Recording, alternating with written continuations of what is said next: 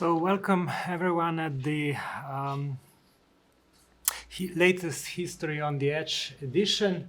I'm very happy to present you Yuguang Zhou, who is our fellow at the Institute of the Contemporary History.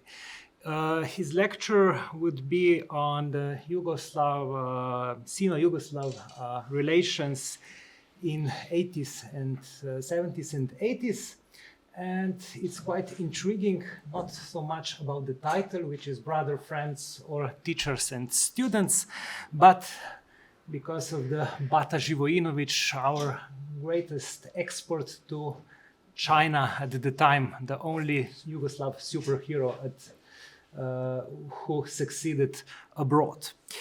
Zhou Yuguang is a doctoral student at the Southeast and East European History at the Ludwig Maximilian University at Munich, but beforehand he also got a bachelor degree in Beijing in international politics and sociology, and in 2017 he received his master's in economy, state and society. So I believe that we will go beyond the usual bilateral relations expose and learn something completely new. So thank you, and the floor is yours. I will remove myself now. Thank you very much for the nice introduction. Bom poskušal malo govoriti po slovensko zdaj. Zahvaljujem se Inštitutu za novejšo zgodovino, da mi je omogočil biti tukaj kot visiting fellow. Vsi tukaj ste zelo prijazni do mene. Upam, da se bomo srečali, se pogovarjali in se bomo od vas veliko naučil in pridobil znanje o zgodovini Slovenije in prepričan sem, da bo to znanje o Sloveniji pomagalo v pisanju disertacije. In tudi bi rad vadil svojo slovenščino. Če želite zastaviti vprašanje po slovensko, bom poskusil tudi govoriti po slovensko. Prosim vas samo, da govorite počasi. That was a facade. I can't speak that well. Zdaj bom angleško. So now about this poster, which I discussed with Nessa and Sasha about this. We agreed to use this, but I have to tell you, this is a clickbait. This is something to attract you here and to lure you into some really boring stuff. But the poster itself is actually not from the year that I'm going to present, 77 to 85. This was from I believe from 72. Because the film was from 71 and it was introduced to China next year. So the poster was probably from that time. But because I'm going to talk about Bata Živojinović, so I think this is still relevant to my talk. And for people who are online today, I don't know how many of them are here. I would just say you can make a coffee or something, because the good stuff, the anecdote won't come for another 15 or 20 minutes. But for those who are here, unfortunately here today with me, will probably have to stuck with me to go through some boring stuff. So about this poster, because this was not from this period, and although I'm going to talk about 77 to 85 and only at people level, I believe it would be better if I just to set the scene to provide you with some context about history of Sino-Yugoslav relations. And it is impossible to talk about the bilateral relations of the states without talking about the relations between the two parties, that is the Communist Party of China and the Yugoslav Communist Party, and later on the League of Communists.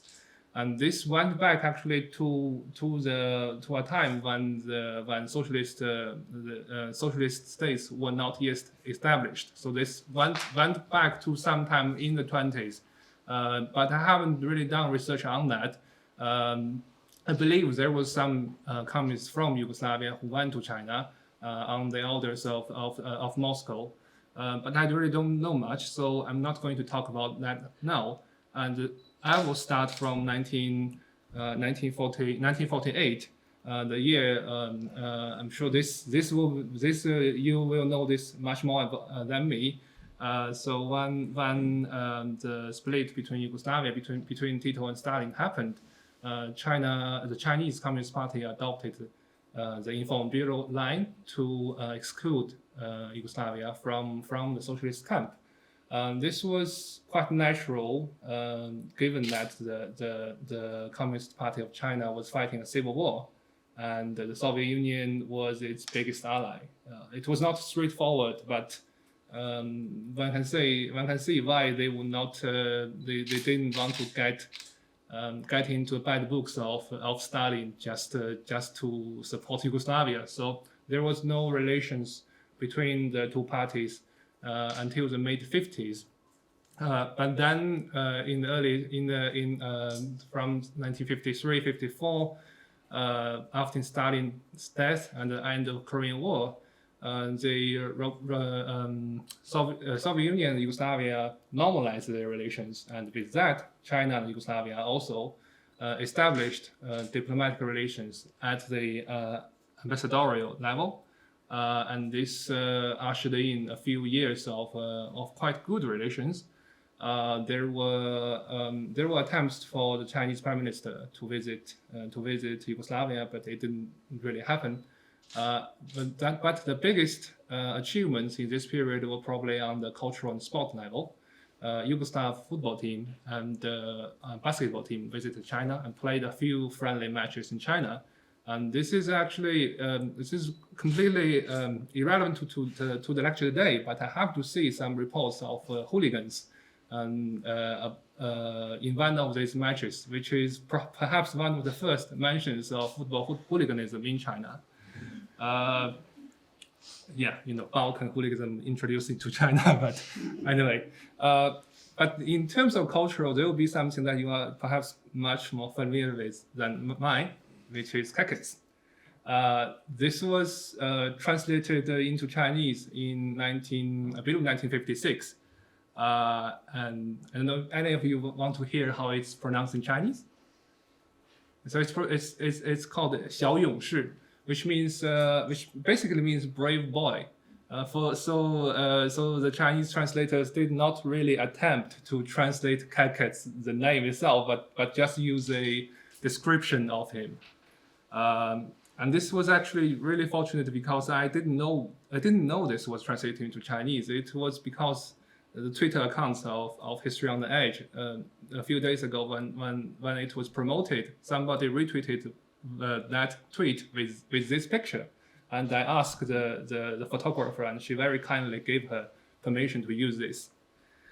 But that period of friendly relations only lasted 3 years. In 1958, after Yugoslavia adopted a new constitution, the Chinese party believed that constitution had too many elements of capitalism, and they were worried about this. This would become an erosion, the capitalist erosion of the socialist camp. This would spread to other countries.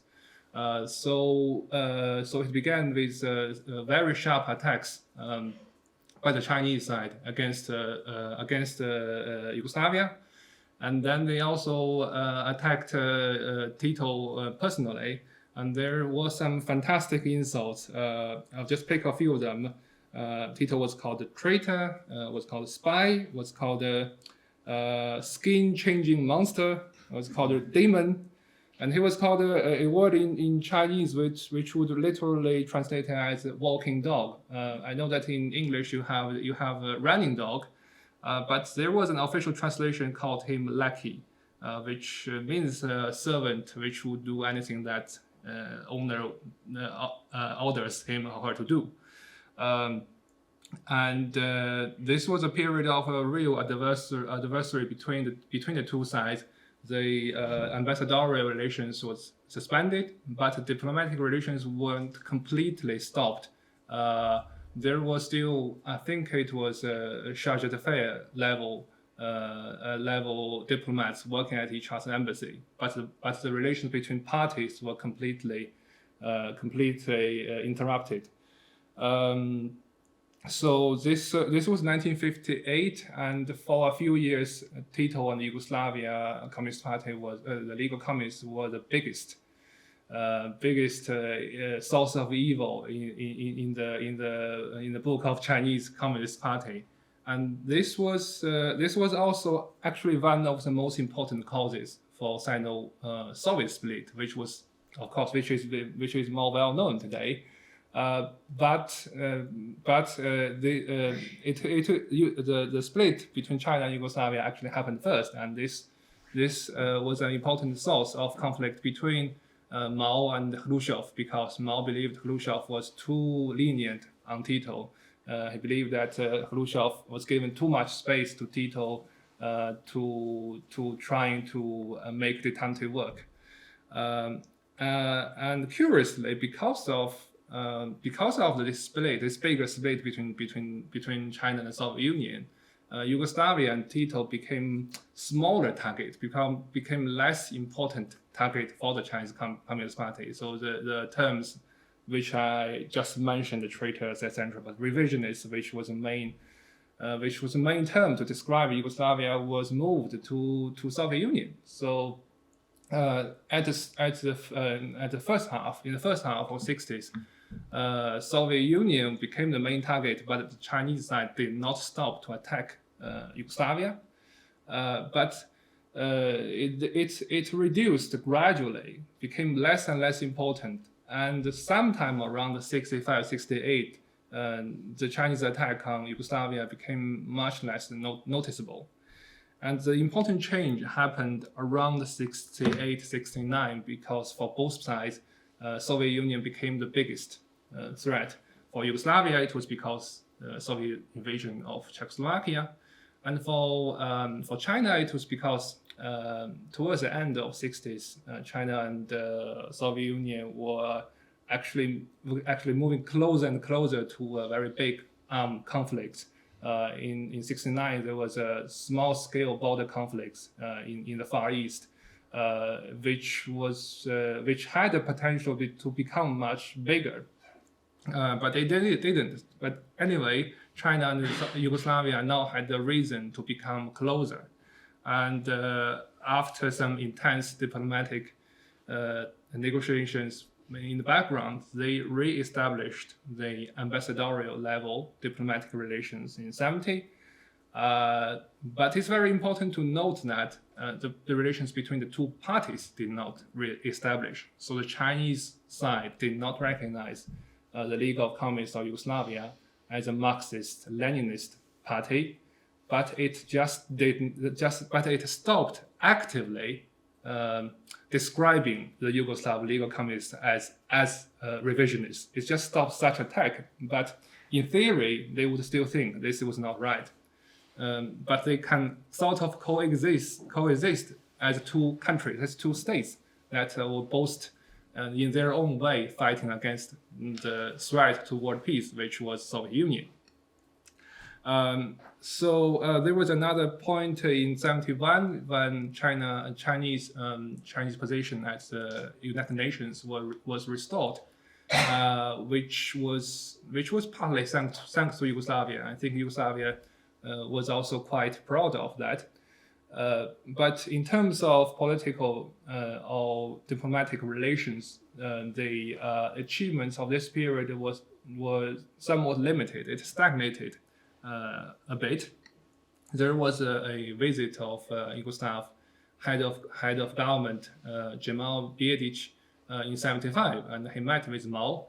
Mao at that time told him, he praised Tito in front of Bijedić, said Tito was a man made of iron. This was actually wordplay in Chinese, because Tito's transliteration into Chinese, Tie, the first letter means iron, so like a man made of iron, and this was a way of praising Tito, of restoring Tito from the running dog of American imperialism to a heroic figure. But the biggest achievement of this period was not in the politics. I think it was in the cultural side, which means why we come back to the post at the start. It was from that period, because the film itself only came out 1 year, and the Chinese already translated the whole dialogue and dubbed it into Chinese, and it became a hit in Chinese. When there was no market existed, there was only film that you can watch this week or next week. So it became very, very popular in China, and this left a everlasting impression even today. So that was this period from late 60s to 77. In 76, a very important event in China was three top leaders of China died within the same year. So Mao died, and his successor was called Hua Guofeng. He's considered today as a transitional figure. He did not initiate the great reforms starting from 78, but he did make some quite important changes in directions for China to become more outward oriented. I would say that. So one of the big events. I forgot to mention this. There is a very good new book. I should definitely recommend this. It's by Zgodnjih, and he's a Croatian historian. He has a book about relations between China and Yugoslavia from 48 to 71. It's only published late last year or early this year. But you can see it's a very interesting book from the cover itself, with Mao and Tito, and all the insults that the two sides use for each other. Revolutionaries is first good times, and revolutionists and dogmaticians, and peseta was actually used to translate a running dog. Sorry if I forgot to mention that. We go to the next stage. From 77 to 80, it was a period of exceptionally warm relations. Tito visited China in August 77. We now have a picture of him on the Great Wall.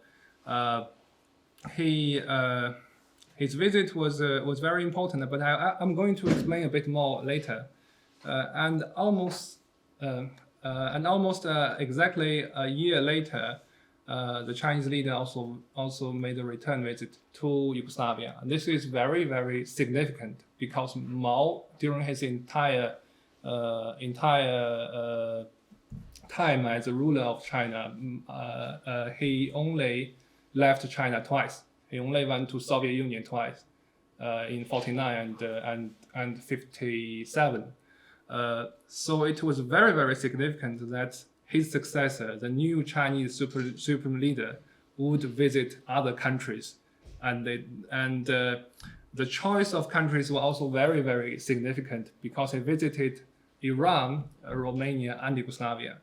Now Iran, I don't have much knowledge about that, but I can only note that Iran at that time was before the Islamic Revolution.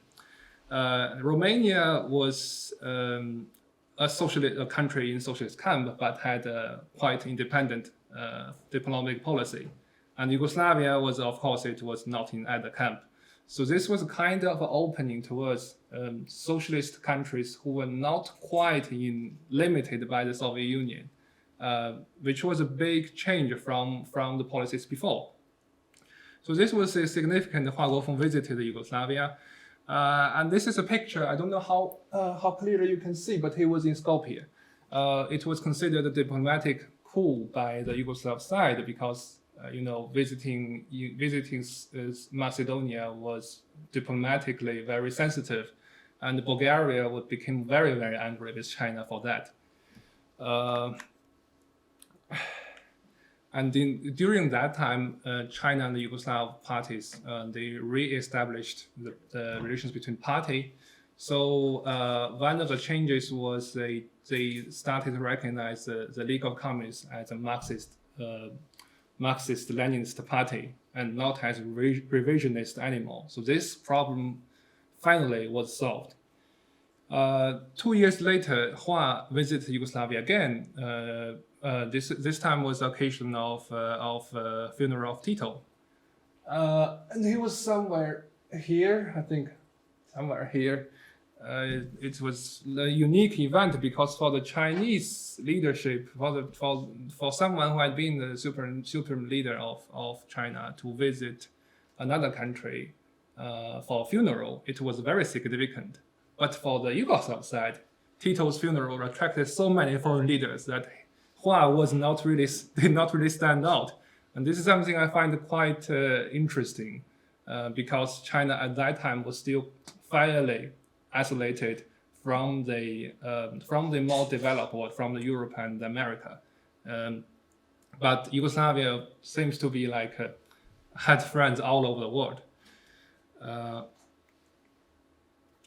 From 80 to 19, from 80 until the end of Yugoslavia, the relations remained quite warm, but it stagnated. The Yugoslavia, if we consider Yugoslavia for a few years, it was one of the most important countries for Chinese foreign affairs. In the 80s, it wasn't anymore. It was still important, and there were visits by Chinese leaders to Yugoslavia in 83, 84. This was 84. The Chinese president visited Yugoslavia, and Chinese head of government visited Yugoslavia in 86. Interestingly, both Li, the president, and Zhao, the premier, visited Porto Roche. This is one of the links that Chinese leadership had with Slovenia, and I don't know how much clear you can see it, but he was in Bulioni, so quite interesting. He basically spent 5 or 6 days on holidays, then start actually doing the work. But if you read the reports, he was studying tourism, the development of tourists. So that was an outline of Sino-Yugoslav relations, and I'm going to talk about more in detail. My question, the central research question of my PhD dissertation is what led to this intense warm up in the late 70s, and what happened to lead to this stagnation in the early 80s. And my dissertation consisted, the main part consisted of three chapters. The first chapter is using the official newspaper of the Chinese Communist Party, and from which I observed that even from the early 70s and perhaps from the late 60s, Yugoslavia was already portrayed in a very, very positive way.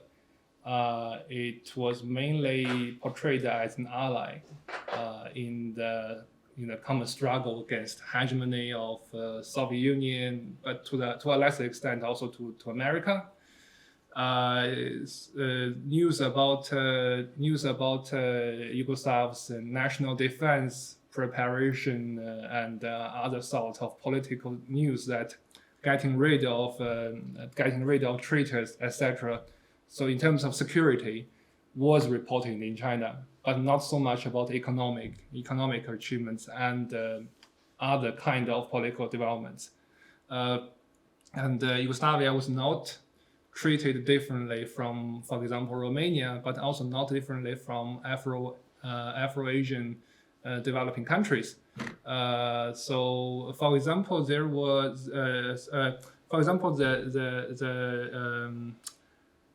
when Biedic visited China, he was not called comrade.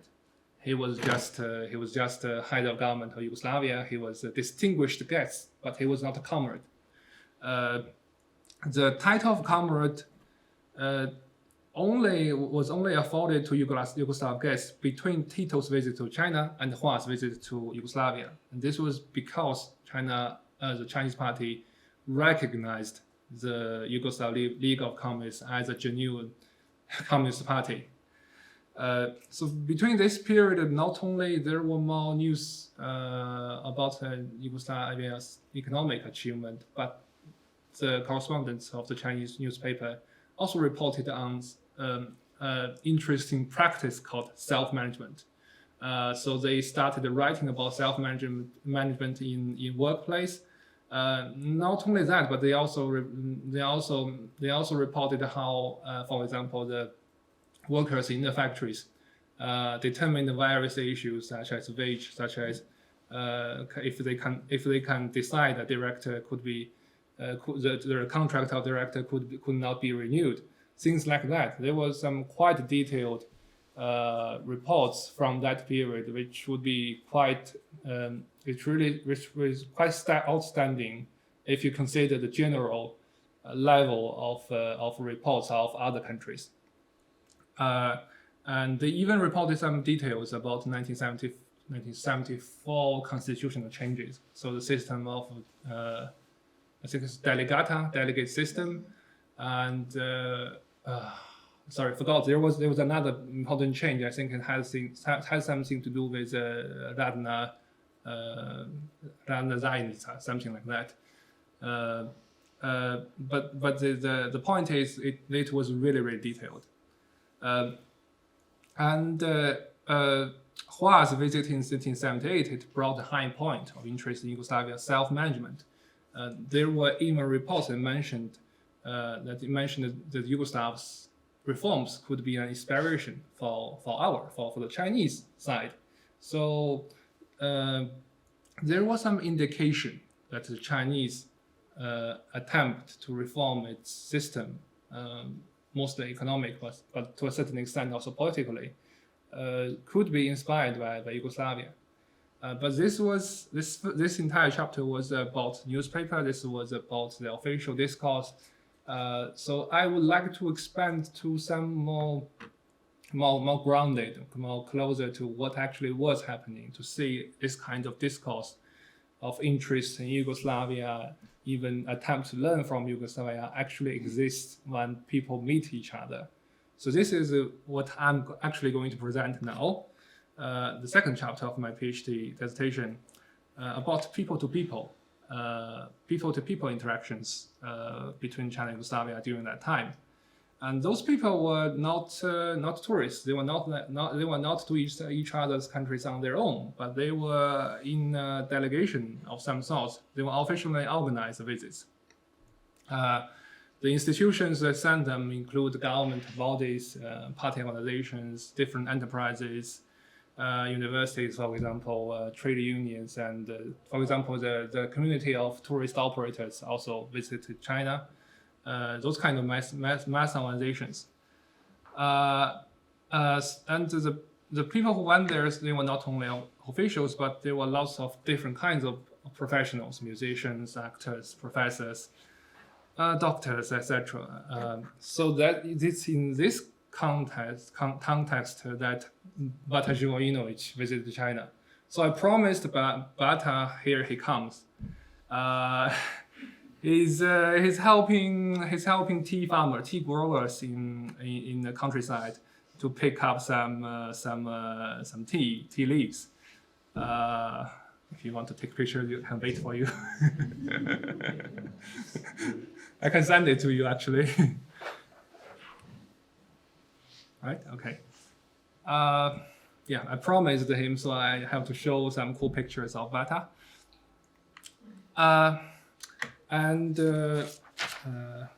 Maybe I forgot something, but okay, the visits were primarily aimed at establishing and maintaining institutional context.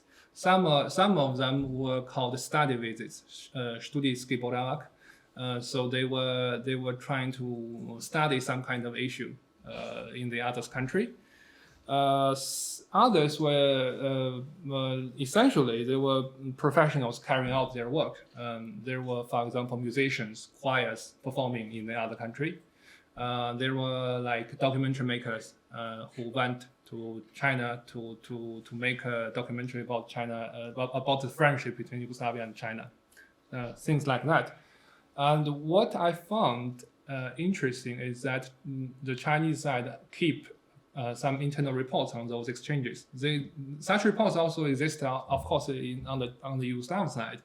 But what I found that in Chinese internal reports, they were more in details. They contained they contained some original dialogues between the two sides, between for example the hosts and the guests. So it could be Chinese visitors to Yugoslavia, but it also could be Yugoslav visitors to China. But nevertheless they share some interesting features, and these features I want to talk why they are used, why those reports are useful. First of all, they recorded something that was simply you cannot read in the official newspaper. So there could be some awkward things because they might have misunderstandings. They might have different impressions of the same thing. They might have make comments about each other which you wouldn't say in the official in the newspaper. So these are very interesting to gauge whether the enthusiasm that existed on the official discourse, in the official discourse, actually did that also exist when people interact with each other. And what I found from those reports, the most important theme was actually a theme of friendship.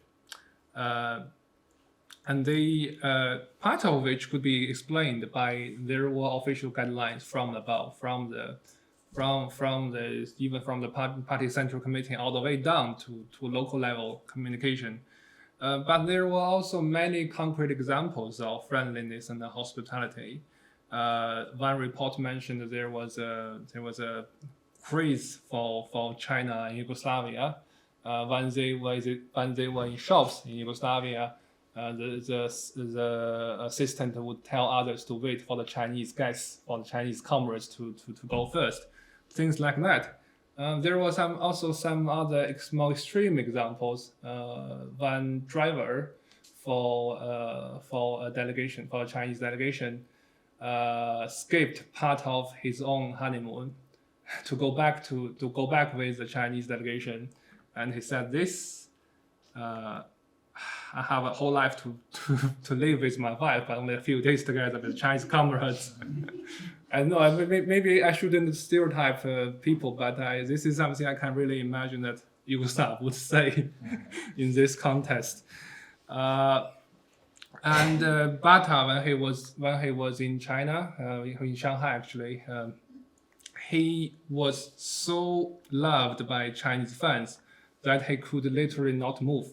People was just shouting, "Walter, Walter," and he was. Oh yeah, I was there. Yeah, and this probably wasn't even that picture. This was at another place than the place that I actually read. So it's probably more people even than this.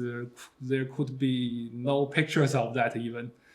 He was stranded and he could not move to the next destination. So you see this expression of hospitality, of comradeship, friendship, was mutual. And what's interesting in the expression of this friendship was when the two sides, when they meet each other, when they tried to, because there was an elephant in the room, because the previous decades they did not have such good relations, sometimes even really, really bad. So they had to say something, try to get around of that fact without really mentioning that. And they found that common thread in the history of struggle, anti-fascist struggle in the World War II. Chinese visitors often mentioned they were very impressed by Yugoslavs. They were very impressed by the presence of Yugoslav spomenic memorials of Second World War, from Second World War, because it helps educate people about revolutionary tradition. And I personally, I have experienced this because in China we don't really have so many monuments and memorial plaques everywhere. But in Yugoslavia, it's really hard to skip that if you are not in Croatia, for example. And this historical common struggle was very it's very easily linked to a common struggle against the current adversary, which was usually not mentioned, but when it's mentioned, it's definitely Soviet Union. The Chinese visitors were very impressed by one thing, that is Yugoslavs did not call Soviet Union as Big Brother. I think there was a quote here. Yeah, there was a quote from somebody. It was attributed to Tito, but I don't know if you know if it's from Tito actually. So one can choose one's friends and comrades, but not brothers, because in a brotherly relation there had to be a big brother and a little brother. And the Chinese who heard this was very impressed. That's why we should not have big brother. We are just comrades. We are just friends. Interestingly, the mentioning of the U.S. and the West in general were very, very rare. There was 1 or 2 instances of mentioning Yugoslav mentioning that you should be careful about making deals with U.S., Japan, for example. But that was more about defrauding, not because the West are evil, not because capitalism itself was bad, but because probably some bad experience of Yugoslavia cooperating with those countries. But the reference to Soviet Union was definitely political, and it was really really clear. Another very common point in those reports was that Yugoslavia had a far higher living standard, had a better degree of development of socialism. Many visitors noted that. They were impressed by urban development, transport infrastructure, and the general high living standard of the population. And interestingly, they were also very impressed by the stability of Yugoslavia. Among the things they mentioned was treatment of political opponents. For example, Rankovic was not killed, or he was not in the public, but at least he was treated much leniently than other political opponents in Soviet Union, and dare I say also in China. So that's one of the things the Chinese visitors became really impressed. The other thing, which is even more curious, is that the national problem has been resolved relatively well. I found some. There were some visitors who mentioned that there were some problems with between different nationalities, between different ethnic groups in the past, but they have been resolved. The very big protest in Pristina in 1981, when it was noticed by some Chinese visitors, they did not note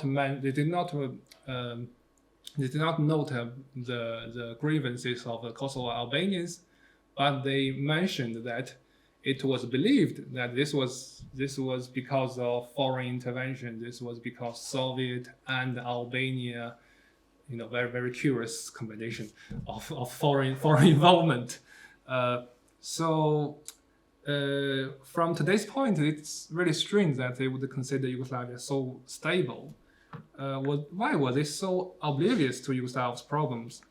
I think it might be because they were visited really in a short time, a few days. And also, Yugoslav side was of course showing the best side of the country, even when they were mentioning about the national problems. It was more about in the past we had this and that, but today we have bratstvo and jedinstvo. Things like that. That's why this impression of Yugoslavia was through a rose-tinted glass. so naturally, when those visitors and also Chinese hosts of Yugoslav visitors, when they realized that the living standards of Yugoslavia was much higher than China, they try to draw lessons from Yugoslav comrades. They try this can be partially explained by there was an official promotion of this idea, learning from Yugoslavia. But when you read those reports, you can see that they really actually do that, not just because they were ordered to do so, but they actually had lots of things to ask the Yugoslav side. For example, the visitors found some things that they considered to be the most important to Yugoslavia's success: use of foreign capital, which was really interesting because when Hua visited Yugoslavia in 78, he was very impressed by the fact that Yugoslav could borrow from World Bank and IMF, while the Yugoslav side was saying this is not necessarily a good thing because we have foreign debts. But the Chinese side think it's really cool that you can use foreign capital. It was kind of cultural shock. And decentralization of economic decision making, which was also quite different from the centralized, classical Stalinist orthodox planned economy in China.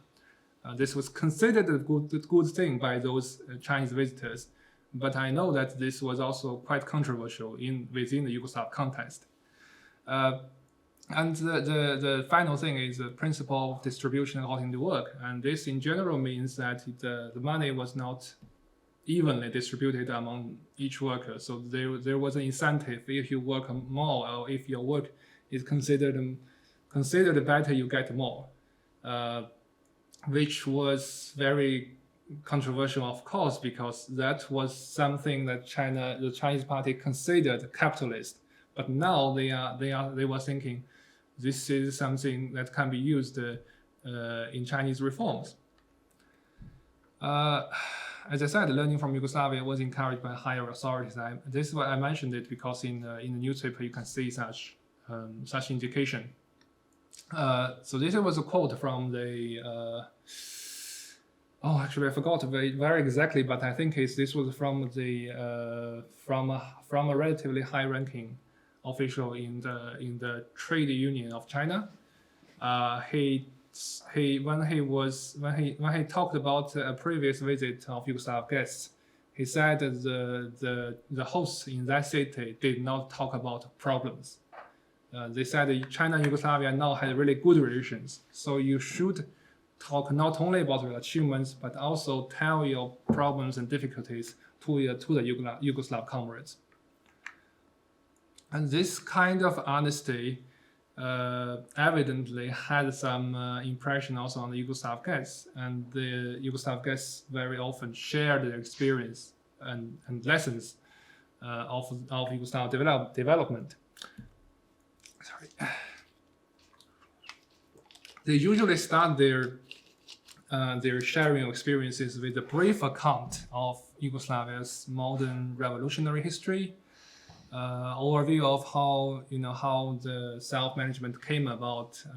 So this probably involved something awkward history in the 1950s, but they were not written there, so I don't know. But anyway, that's part of the regular rhetoric. But they also explained how their own professions operated in Yugoslavia. This was very, very interesting when you read the details. The puppet masters from Yugoslavia would talk about their theaters, how they there were lots of things. Basically, how they determine wages, how they determine who gets what, how they determine who gets which part in the next play, how they could also hire freelancers, which was something really, really shocking to the Chinese side, because they could not imagine that somebody exists outside the system. And you have a cameraman from Yugoslavia talking about their how they were paid and how they should have been paid, etc. And mushroom experts talked about how they got their funding from Yugoslavia research agencies. Things like that. It was really in detail. So this portrayed a society and a state that was very different from China in the late 70s.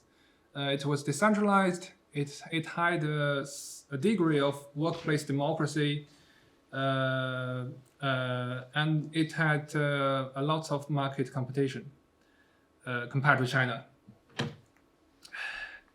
So this sharing experiences, this is perhaps my central argument. This added the concreteness to the vague idea promoted from the central official authorities. This vague idea of learning from Yugoslavia. So now this becomes something very concrete of how to manage the puppet theater, how to get research funding, etc., etc. And also the abstract notion of Yugoslav way now became something more concrete. And I also want to talk about, this is something more for the fun, because the attitudes of Yugoslavs were very interesting. If the last part was more about Yugoslavs and Chinese being friends, comrades, brothers, etc., not brothers, of course. This part was, do they consider themselves to be some sort of teachers? So in the sense of this relations was not equal now. This was somebody obviously had a more more idea that they should be humble. So there were Yugoslavs who said, we are not teachers, we are students. We should learn from each other. We should learn from you. But interestingly, I don't see many. I don't see details of what was this precious lessons from China. So probably this was just kind of saying nice words, but they don't really learn from China. But there might be something. But from what I read, it was more one-sided. The Chinese learning, asking and learning from Yugoslavs. There were also things like, you have your own circumstances, you should not copy from us. Despite what I said, that Yugoslavs, when they were organizing those trips for the Chinese guests, and they were trying to show only the best part, they were trying to hide the problems. But personally, when they were talking face to face, there was a surprising degree of honesty. There was a Yugoslav women's organization visited China. They mentioned about different problems faced by Chinese women. So there were employment issues, there were childcare issues, and housing issues. So they said that women in Yugoslavia also suffered from heavy load of housework and difficulties in finding employment. So this connected the two sides in seeing that there was some intersection between these socialist achievements, but there were also common problems. Even though they were in different levels of development, they still share those problems faced by women. Political issues were also not completely avoided. Some Yugoslavs mentioned political opposition in Yugoslavia. They mentioned that, for example, there were people who were against self-management. There were people who want to roll back reforms. I believe this was a reference to early 70s. Because they were their fear of widening inequality, they were trying to roll back reforms, things like that. And actually, some officials were quite honest in talking about major problems in Yugoslavia: instability, high inflation, budget deficit, foreign debts. They were talking about crisis, and very significantly, they also admit that it's their own. That means it's the Yugoslav authorities' fault that they had those difficulties. But also, there was no recognition of interethnic troubles. So one of the officials from the trade union talked about the incident in Pristina in 1981, he said this was an isolated event. Local local Albanian people did not support it. And I don't know I don't know if they said anything else. All I read from the reports was like that. So what I can see is that the Yugoslav side seemed to have a line between other political issues and this political issue, which is ethnic trouble. So that was cases of Yugoslavs being humble, but some Yugoslavs were not so humble, but not necessarily in a problematic way. In fact, many Yugoslavs, when they visited China, they praised China, but they also offered some backhanded compliments like this. We used to think China was really badly developed, but today I learned it's actually fairly good. Things like that were quite common, and quite a few visitors said those things. Some Yugoslavs were more comfortable playing the role of teachers. They said something like that, even when they were saying that you should not copy, China should not copy from Yugoslavia. They said, your shortcomings in the past was because you blindly copied Soviet system. We didn't do that. So you can see this kind of tone was a bit different. But in any case, I'm going to talk about Bata again because I promised that. So here's a cool picture. I choose this because you see the director Hairudin Krvavac was there. They were together when they visited China in 1979. There was a film week, a week of Yugoslav films in 1979 in Shanghai. I chose this picture because this is the central anecdote I'm going to talk when I chose that poster. Because in the discussion, Bata heard that in China, if you're a director, whether you directed a film in this year or not, or if you're an actor, whether you acted in 1 or 3 or 10 films this year, it does not change your income. And he became perhaps angry. He immediately questioned how on earth is that to each according to his contribution. So this seems to alert the director Hairudin Krvavac, and Hairudin said, we also have problems in Yugoslavia system as well, to diffuse the tense situation caused by Bata. This was an anecdote basically. So you see that different Yugoslavs can be very different in their. Some were much more diplomatic, some were much more direct, because there existed this kind of dynamic between one side that wanted to learning things and another side is basically giving lessons. There was some even harder criticism. I would say some of them were still at least well-intentioned. When one Yugoslav trade union official visited a professional school in China, he heard that the students made artifacts, and those artifacts, when they were sold, the student did not get any income from it, and he called that quite harshly intolerable act of exploitation. In another case, also a trade union official from Yugoslavia visited a factory, and the noise level was so high that he said in Europe, trade union would have led strikes.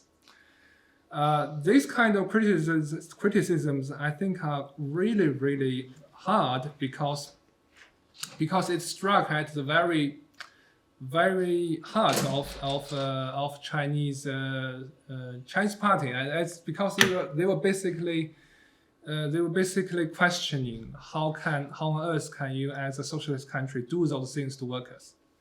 But that's also why I think they are well-intentioned. These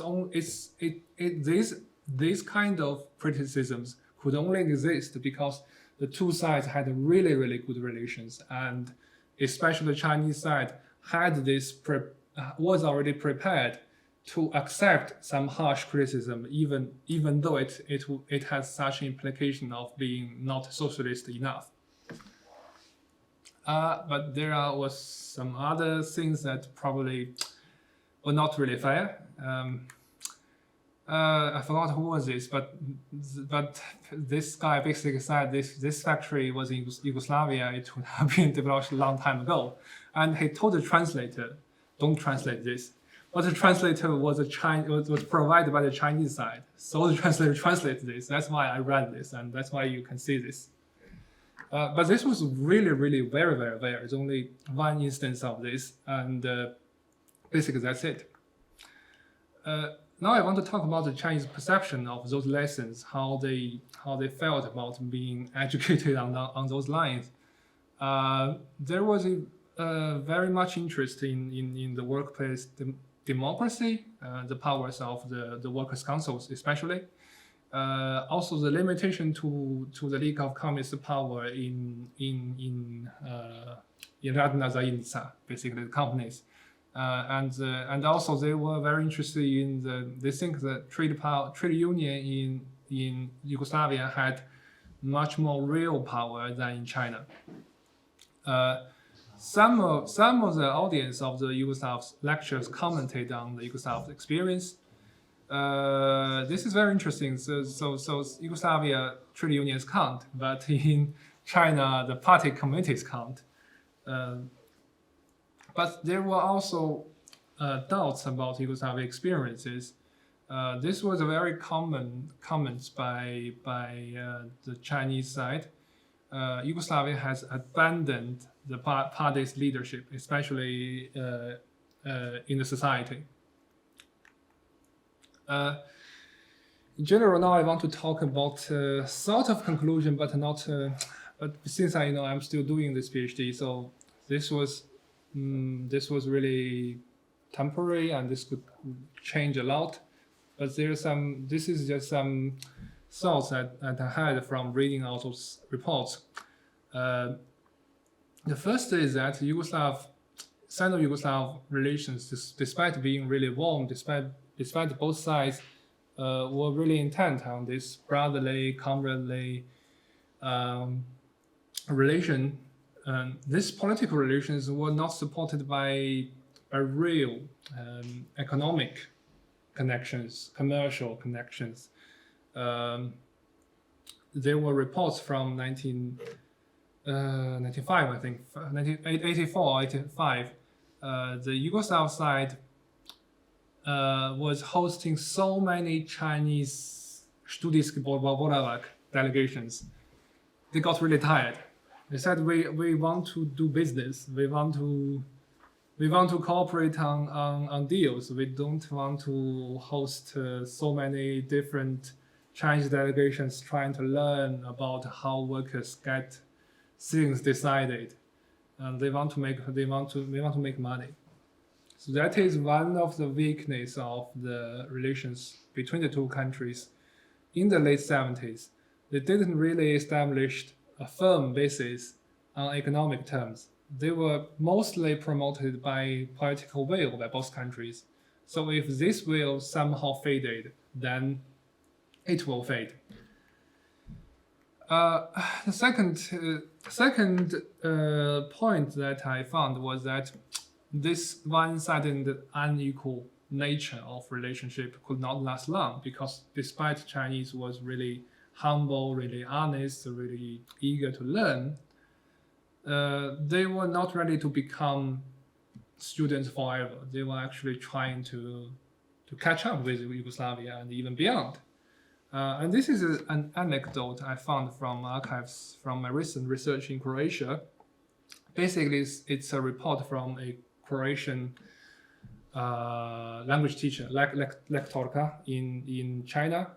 She reported back that even though she had her lessons, the leaders in her university, at her Chinese university, believed that the student could learn much quicker.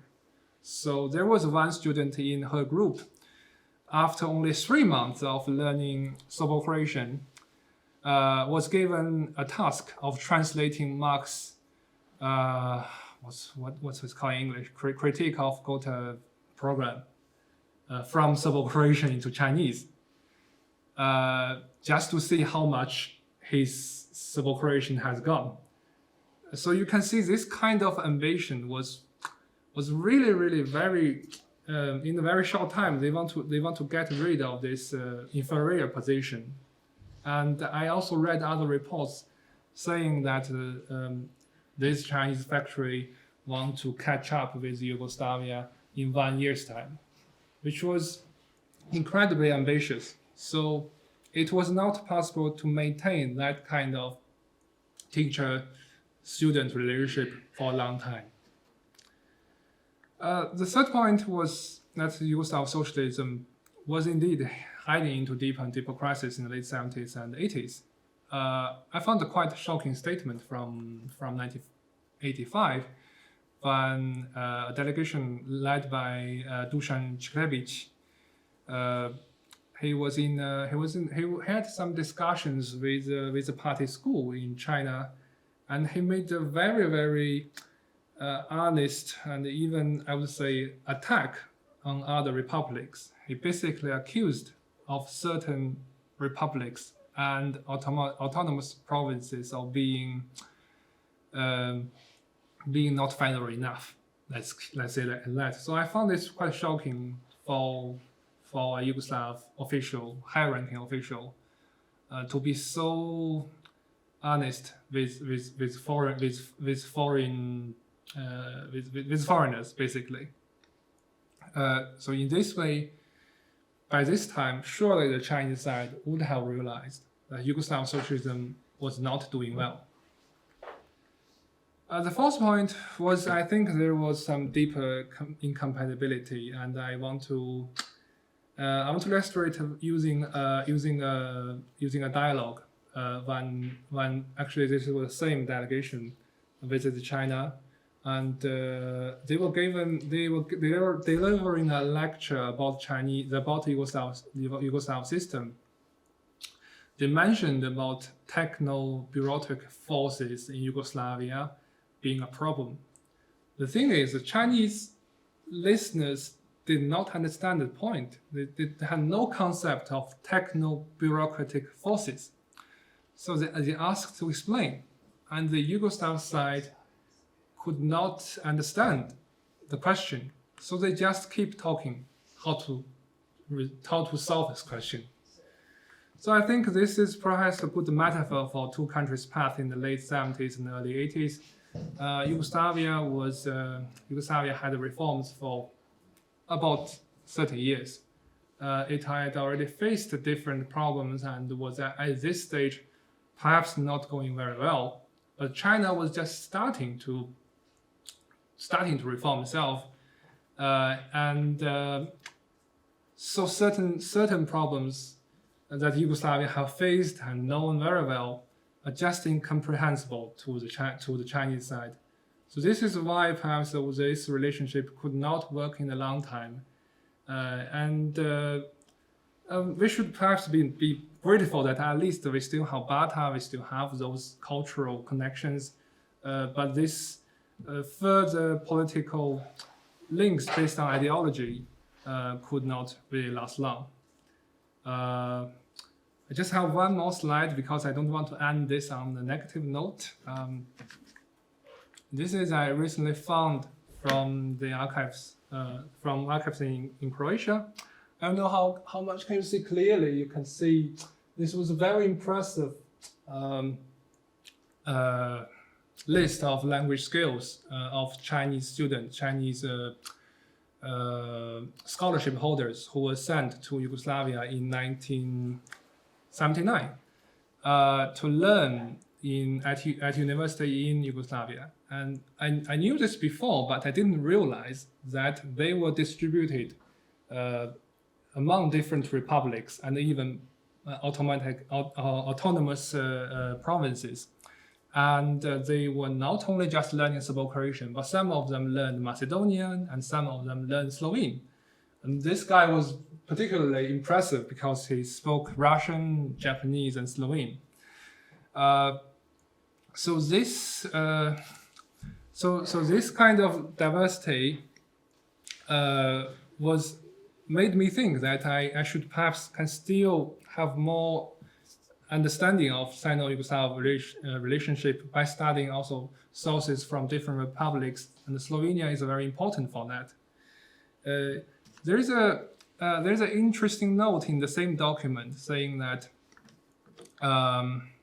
if the Chinese students are learning shipbuilding, they should not learn Macedonian.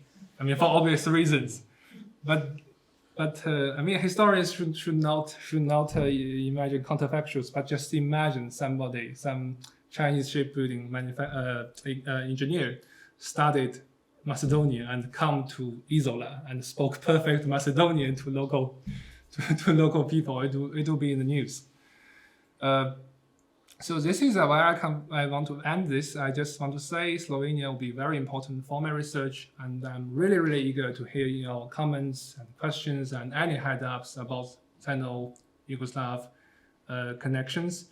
Well, thanks you a lot. I'm very much over time now. It's already more than 1 hour. Thanks a lot.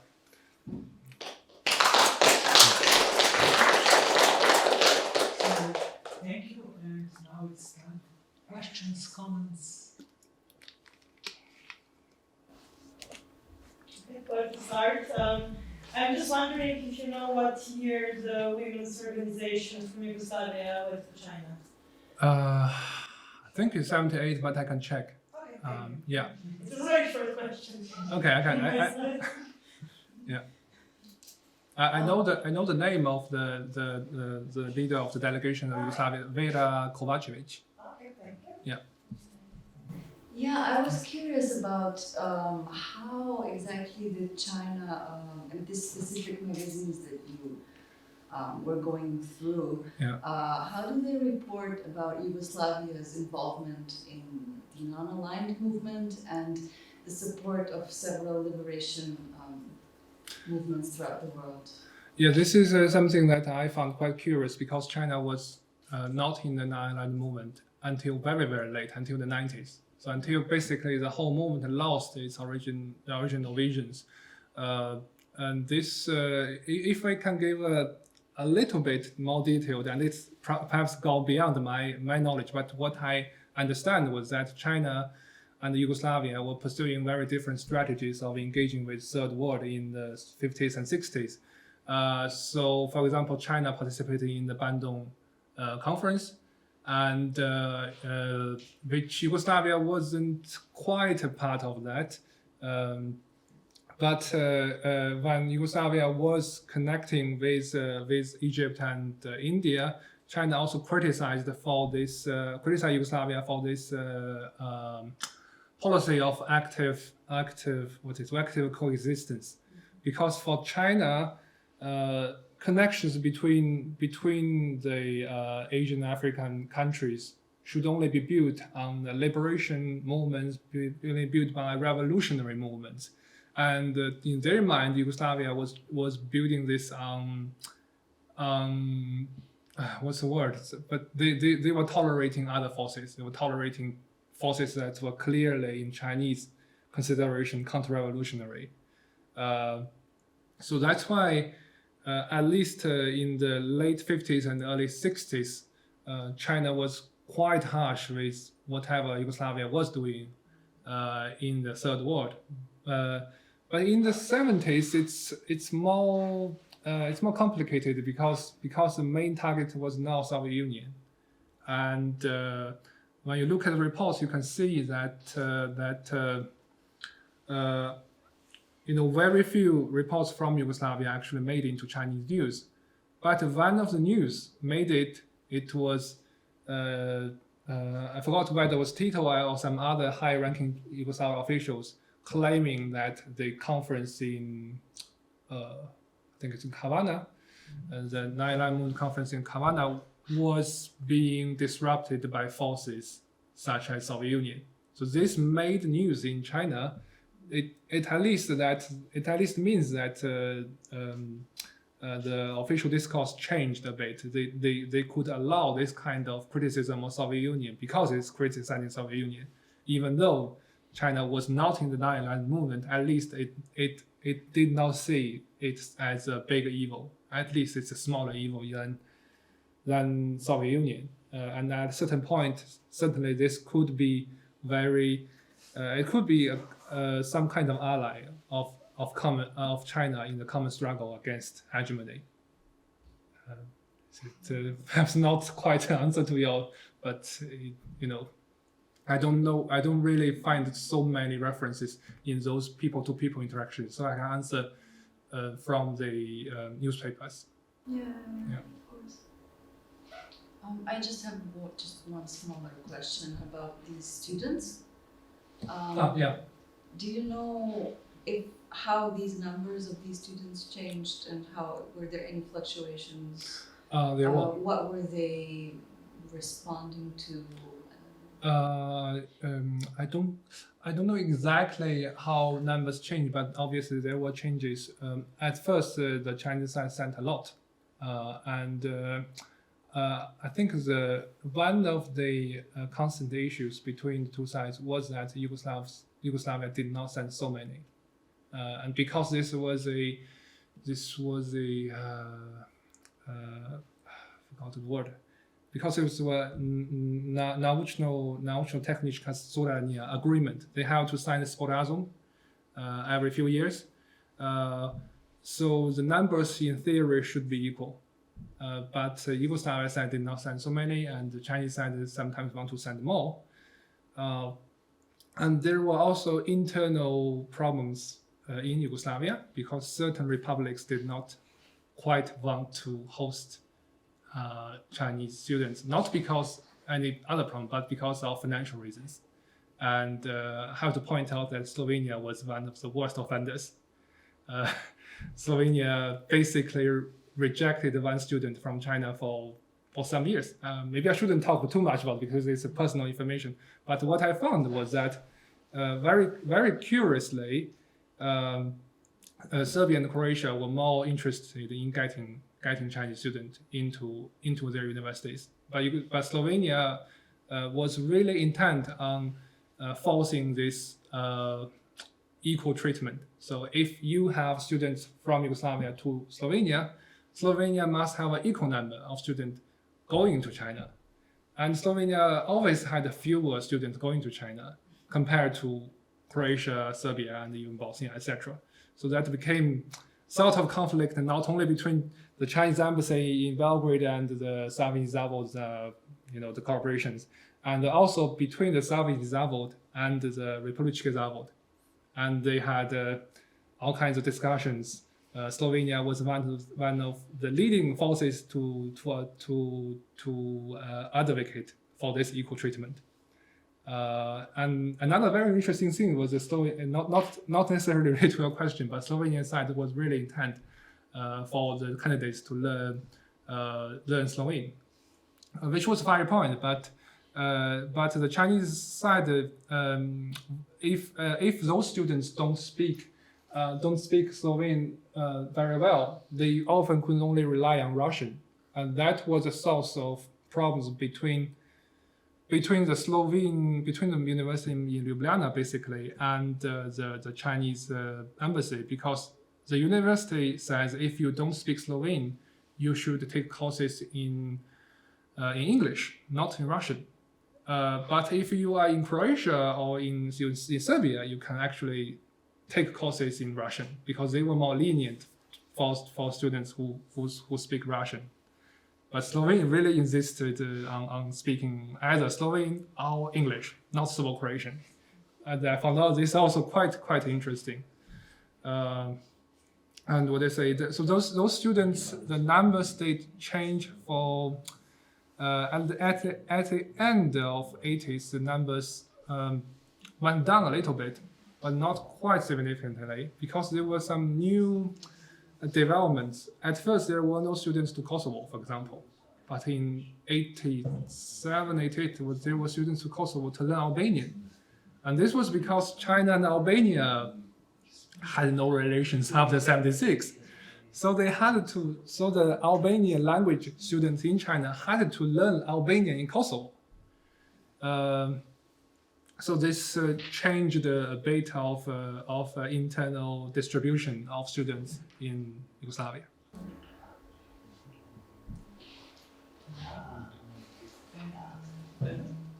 Just a short follow-up question. Like you said, you don't know about the numbers exactly, but just an idea of how many students were there, like annually, or I don't know, during these agreements, just to get an idea. And because also my question that follows up is like, I mean, we heard now about this cultural productions that were exported to China, kind of translated or whatever, but were there also Chinese productions in Yugoslavia translated? I don't know, films or books or whatever, and also for students, if there was a large number of students. Yeah. Was there, like, do you know anything about this exchange or, I don't know, cultural, maybe impacts or whatever? Yeah, about Chinese people being in Yugoslavia. Yeah, about the number of students, you can see this is already the page 8 of a form. I think on that year, it was 1979, the Chinese sent those forms listing students. It was perhaps 20 students and about 100, what's the word? So kind of trainees. So 100 something, but I have no idea whether all of them actually studied in Yugoslavia. I don't know whether they were all accepted, because there was a process at the federal level, Soviet Zavod, and then they need the Republiczny Zavod to approve, and then the university also need to let them in. So it's a very, very complicated process, and I sometimes see the list of names of students got crossed out later because they did not manage to learn the language enough to continue the studies. About the cultural cooperation, actually, this was really, really good point, because I just realized I must have seen some mentions of Chinese films translating to Soviet Croatian, but I just forgot names. This is a really good point. I need to check that out. I know that, for example, Chinese books, Chinese stories got translated into Soviet Croatian. In some cases, also in Slovene. I think there was a book, Kitajski published sometime in 70s or 80s. Yeah.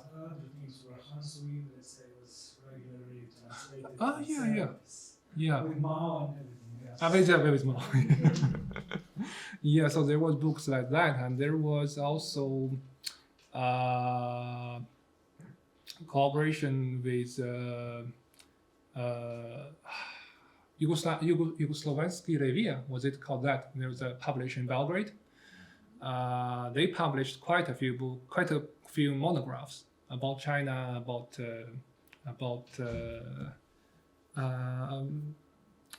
both about nature and about history, and they also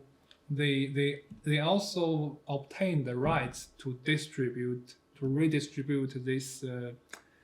I don't know the term in English, but they could also sell this to U.S. and German publishers to publish those monographs, because the Chinese publisher did not have direct contact with U.S. and German, West German publishers.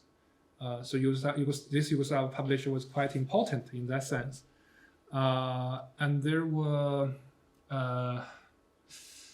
in terms of cultural production, there were also Chinese choirs and orchestra visiting Yugoslavia. I know there was a children's choir which participated in Šibenik Festival of Children in 79, maybe, I can't quite remember. That left a quite deep impression on the Chinese side, actually. But but for long-lasting, in films and the TV series, I need to check. I haven't really. So this was a really good question because I'm sure I read it somewhere, but it just didn't register in my mind. There was also exhibitions of Chinese antiques. There was a pretty big one in Muzejski Prostor in Zagreb in 1984, and a follow-up one in 1987. That was a really, really big one. There were some also other exhibitions in Belgrade, and I think there was in Ljubljana, but I can't quite remember the names. It's probably in China because they have a standing collection of Chinese. Where is it? Which one? China used to be the Museum of Non-European Cultures. It's now everything is in the hands of the Sino-Yugoslav Museum now, and they have a standing collection of objects from China from the after the First World War. So which one was it? Which one? Ljubljana or? Yes. Close to Ljubljana, yeah, but China were a bit few kilometers out. Okay, that's very interesting. Yeah. So it's been exhibited for quite a long time. Yeah, has something to do. Standing exhibitions. Yeah, I'm going to check that out. Thank you.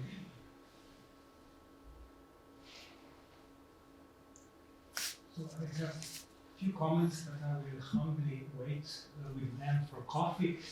Just one question, because I don't know if you have followed that, but I see here that all the students are actually from some sort of technical disciplines. Yes, and what that's true. was with Yugoslav students in China in the exchange? Because I believe that they were mostly sinology. I haven't seen a lot of their files.